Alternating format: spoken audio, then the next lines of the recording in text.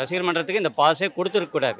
ரசிகர் மன்றத்துக்கு கிடையாது. Only Sun பிக்சர்ஸும், red ஜெயண்ட்டும் இவங்களுக்கு தான் நாங்கள் பாஸ் கொடுப்போம். வேறு யாருக்கும் விஐபிஸ்க்கு தான் பாஸ் கொடுப்போம். ரசிகர்கள்லாம் வராதீங்க, உங்கள் டைம் வேஸ்ட் பண்ணாதீங்க. நீங்கள்லாம் சன் டிவியில் போடும்போது ஃப்ரீயாக பாருங்கள் அப்படின்னு சொல்லியிருக்கலாம். எல்லா பழப்பையும் விட்டு வருஷத்தில் ஒரு நாள் இந்த மாதிரி ஒரு ஈவெண்ட்டில் நாங்கள்லாம் ஒன்று சேர்ந்து அவரை பார்த்து கொண்டாடுறதுக்கு தான் வரோம். ஆனால் அதுக்கு கூட இந்த மாதிரி ஒரு கொடுமையாக ஒரு இதுவை பண்ணால் எங்கே போய் சொல்கிறதுன்னு தெரியல. ரஜினிகாந்த் கிட்ட கேட்க வேண்டிய நிறைய கேள்விகள் இருக்குது. அது எப்படி கொண்டு போய் சேர்க்கறதுன்னு எங்களுக்கு தெரியல. ஊடகங்கள் வாயிலாக அவர் தெரிஞ்சுக்கிட்டு அவராக விருப்பப்பட்டு எங்களை கூப்பிட்டு எங்கள் குறைகள் என்ன, எங்களுடைய ஆசைகள் தான். குறைகள்னா என்ன, இனிமேல் ஒன்றும் கிடையாது. நாங்கள் எதிர்பார்த்ததெல்லாம் முடிஞ்சு போச்சு. அதெல்லாம் முடிஞ்சு போச்சு. அந்த எதிர்பார்ப்பெல்லாம் தாண்டி நாங்கள் வெளியே வந்தாச்சு. வருஷத்தில் ஒரு நாள் இந்த மாதிரி படம் வரும்போது அவரை கொண்டாடுறதுக்கு, அவரை பார்க்குறதுக்கு எல்லோரும் நாங்கள் ஒன்று சேர்றோம், அவ்வளோதான்.